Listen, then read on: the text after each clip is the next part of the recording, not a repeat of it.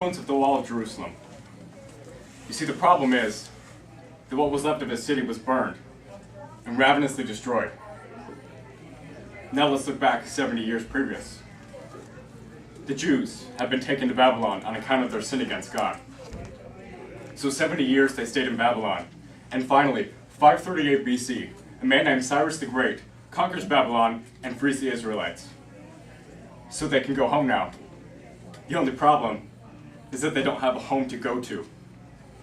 And so God gives this man Nehemiah a vision to rebuild the wall of Jerusalem. The wall of Jerusalem symbolizing not only their protection from their enemies, but also their hope and the identity of the Israelites as God's chosen people. So he gathers all the men he can, and they start to build. And they build and they build. In fact, the word Kazakh, the Hebrew for build, is used every single verse in Nehemiah 4.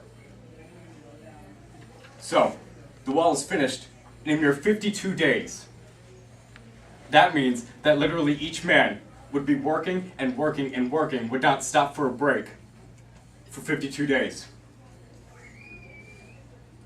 There were two men, Sanballat and Tobias, enemies of the Israelites, who wanted them destroyed. And so, they said that they would wage war on the Israelites. But when they had heard that the Israelites had their swords drawn and they were ready to fight, they were scared. And they no longer wanted to fight. You see, it wasn't just because the Israelites had their swords ready that Sanballat and Tobias were fearful.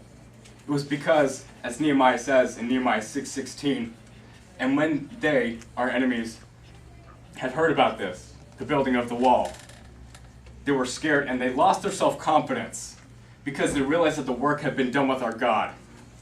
It was not the Israelites who built the wall of Jerusalem. It was the God of the Israelites. Okay, great. So a guy built the wall, and he was awesome. And he was relentless. He would not stop until this wall was built. So why do we need to know? Why do we need to care? It's because when God first created us, when he first thought of us, he built a wall around us.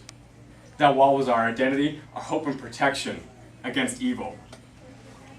But then men fell, and because of Adam's sin, our wall is already broken by the time we come into this earth.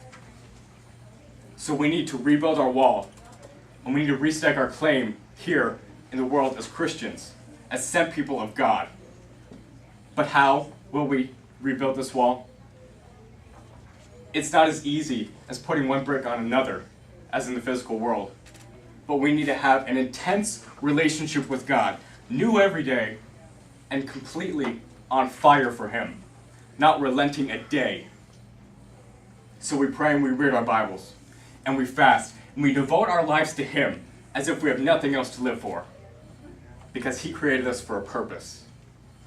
See, we need this wall around our hearts, not only so we can have an identity and a hope in him, but we need it because the reason God gave us a wall was because he loved us so much that he was willing to give everything for us. Now, going back to Nehemiah. In Nehemiah 12:30, he comments on the priests.